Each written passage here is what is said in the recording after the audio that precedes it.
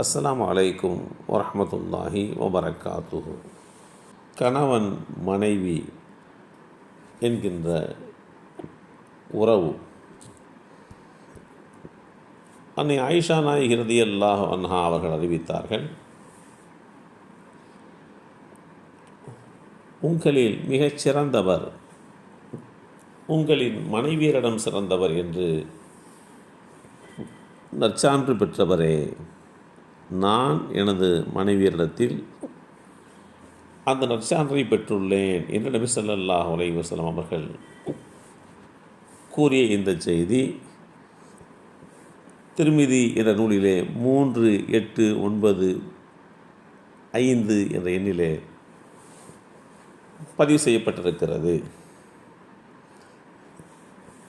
திருமணத்திற்கு தயாராகி நிற்கும் ஒரு ஆணுக்கும் பெண்ணுக்கும் இஸ்லாம் சிறந்த வழிகாட்டுதலை ஏற்படுத்தி கொடுத்திருக்கிறது. கணவர் மனைவி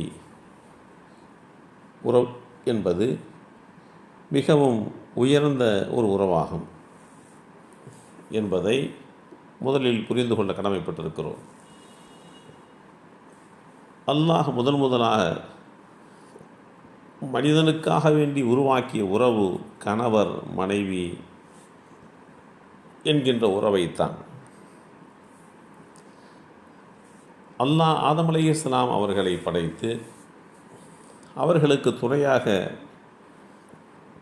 ஹவ்வா அம்மையாரை மனைவி என்கின்ற உறவோடு படைத்தான்.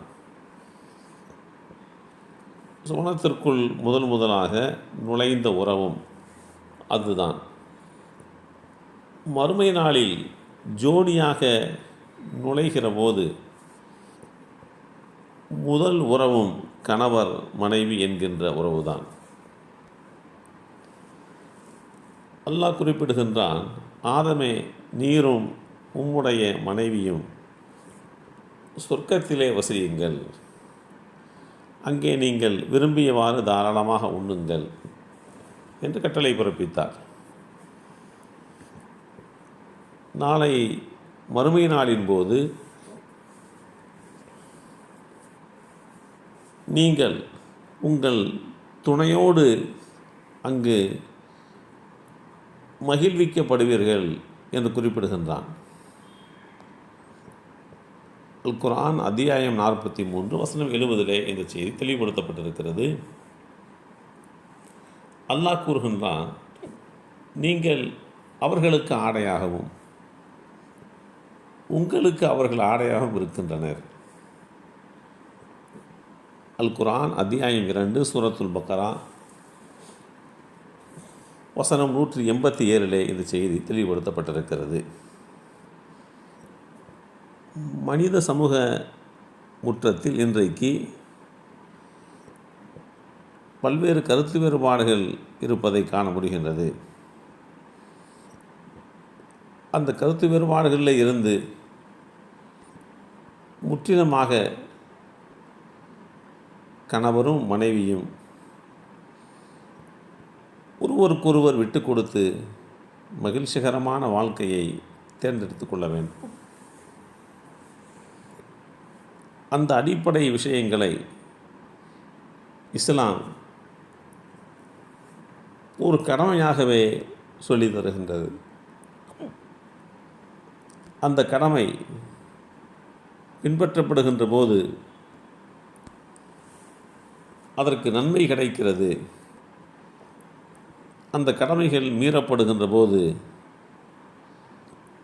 அதற்கென்று கேள்வி கணக்குகள் இருக்கின்றன.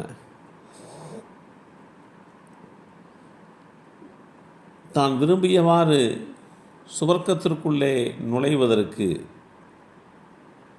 உதவுகின்ற உறவு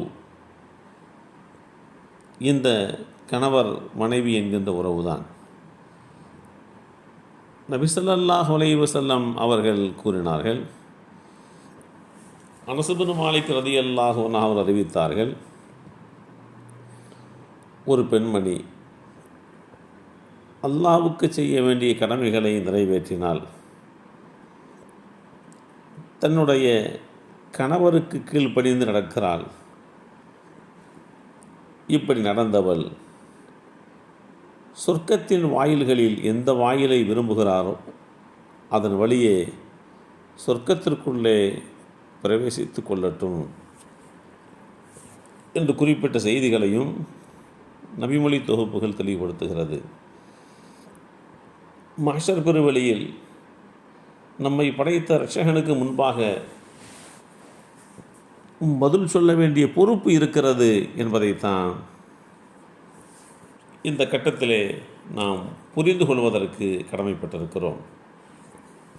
எல்லாம் வல்ல அல்லாஹு தாலா கணவன் மனைவி என்கின்ற இந்த உறவை நீடித்து நிலைக்கச் செய்து நன்மையான வழிகளிலே அடைவதற்கு அருள்வாளிப்பானாக. அஸ்ஸலாமு அலைக்கும் வரஹ்மத்துல்லாஹி வபரகாத்துஹு.